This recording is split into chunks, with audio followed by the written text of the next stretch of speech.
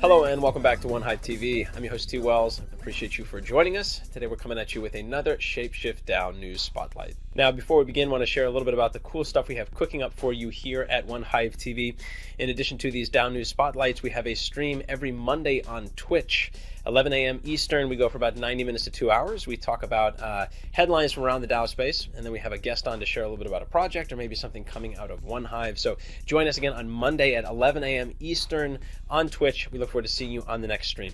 In addition, we have our crypto trivia, and this is a bi-weekly event. We just had a game this past Friday with Gitcoin. Of course, ShapeShift was the very first sponsor for this event, and we're forever grateful for that. And we look forward to having a ShapeShift sponsored round maybe in Season 2. Our last game in Season 1 is coming up in 2 weeks, roughly, on the 17th of December, sponsored by UMA. So if you haven't had a chance to join these games yet, make sure you mark your calendars, head on over. We'd love to see you in the OneHive Discord. If you haven't had a chance to, make sure you smash that like, subscribe, hit the bell button. We really appreciate your support, and let's get into it. Top of the bill for ShapeShift most certainly is the listing of the Fox token on Coinbase Pro. Very exciting news coming for ShapeShift here as it continues to DAO it, and trading will begin on December 7th. On the DeFi front, leading the charge again this week is Tokemak. And following the DAO's success here, they've now launched their Reactor, where you can go and do some single-sided Fox staking, deposit your Fox, and earn Toke at around 70% APY. Now, it's worth remembering that simply by having a Reactor, the Fox DAO is able to direct USDC and ETH pairs across different dexes where they'd like to see greater liquidity. Next up, we have an update from the Treasury Management and Diversification Committee, or TMDC, regarding a decision to increase the Fox allocation for the bonding program. That the bond sold out. They're currently at 4.55%, but I believe that we've had a few sold. We are currently up to like $1.4 million of protocol-owned liquidity that has been purchased through the bonds. I don't believe all of that is currently accessible due to the bonding period, but we are continuing to sell out on a regular basis silly over the weekend with all of the price action. So with this, bond committee is looking at proposing increasing the ceiling for the number of bonds that could happen again to allow for more bonding opportunities for those looking to do so. I support it, and it's really great to try to get this done ASAP too, especially with the price action that we're experiencing. It creates opportunities, like really attractive opportunities, especially with volatility and stuff. It tends to create the more volatility, reasonably speaking, that we've had in this range between $70 and $1. It's created opportunities to want to bond. At least I've seen opportunities where I want to bond and they were sold out. So yeah, I definitely support it.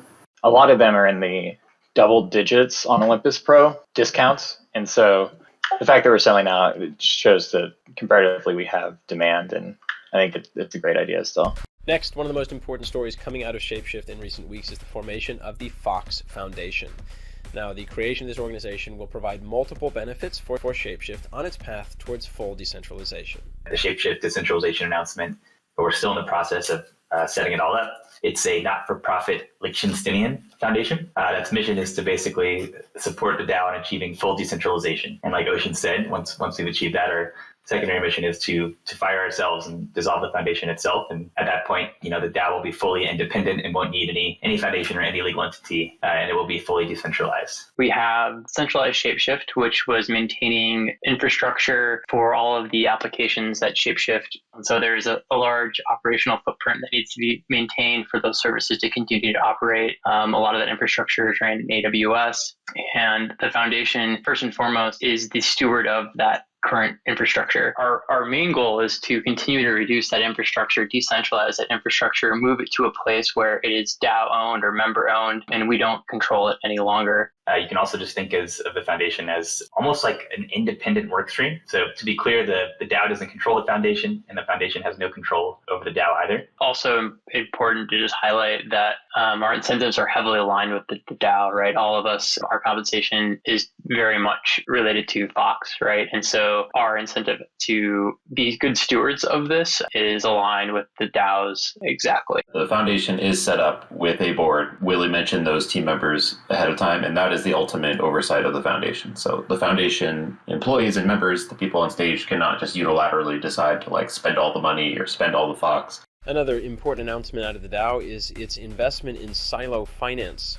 Spearheaded by Willie Fox and John, they hosted an AMA on December 3rd with the Silo team. What is Silo, and why are you guys so excited to be working on it? So the basic idea here is that how can we use any token as collateral to borrow another? Pretty much the way that Uniswap, when they started, you could swap any token for another. We wanted to do lending in the same way. So any token can be collateral to borrow another. So if I understand correctly, this would basically allow for any asset to be permissionlessly added to the protocol, right? Just like Uniswap. Does this mean that it doesn't require any oracles? Our oracle is designed to be supporting a protocol, a DEX protocol. It could be, Uniswap V3, it could be Chainlink, it could be Balancer V2, really any protocol that that community considers safe to use on an oracle. And then when you add that permissionless asset, our protocol is going to really search all these DEXs and try to find the highest liquidity pool. And that pool is going to be used as an oracle for that given asset.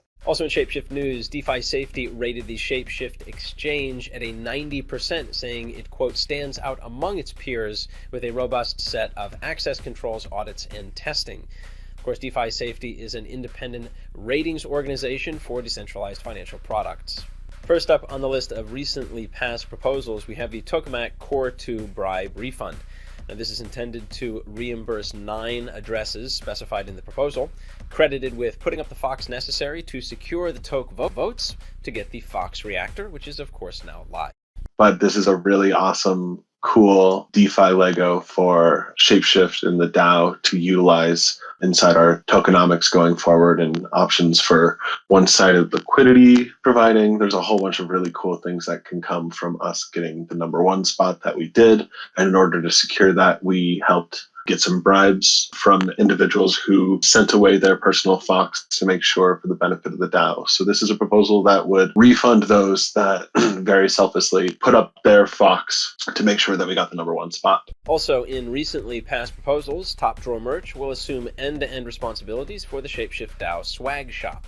Now, this is an exciting story, something that's been in ideation for a few weeks. We've covered it in recent episodes. It's exciting to see it elevated to snapshot and pass quickly with a high degree of community confidence. Top Drawer Merch has partnered with a number of projects around the crypto space, and the bottom line is here they will be sharing 70% of all profits with the ShapeShift DAO at the end of each quarter.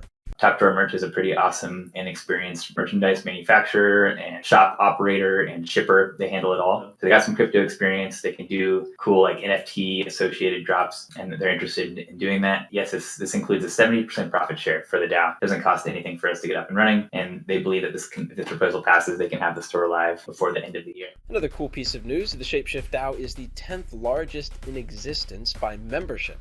So this really cool visualization comes by way of Roberto Talamas of Masari Crypto on Twitter. In this case, the research defines membership as the number of token holders. 3 new items in ideation you should be aware of up on the ShapeShift DAO forum. The first is a suggestion to add Coordinate as a coordination tool for the DAO. The second is a discussion regarding sponsorship of ETH Denver this coming February 2022. And third is the discussion to become a validator on the Osmosis blockchain, something that could serve as a potential revenue stream for the DAO. So that's a wrap for this news spotlight on the ShapeShift DAO. We appreciate you for watching, stay bullish, and we'll see you in that next video.